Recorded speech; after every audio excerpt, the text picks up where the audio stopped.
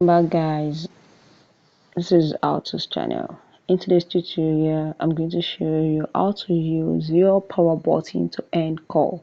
So let's dive in. The first step is open your settings and let's scroll up here, click on sim and network setting and then click on more settings, call settings here, and then come here, click on advanced setting, and the next step is you can see power button end call. Just on it and immediately you have a call.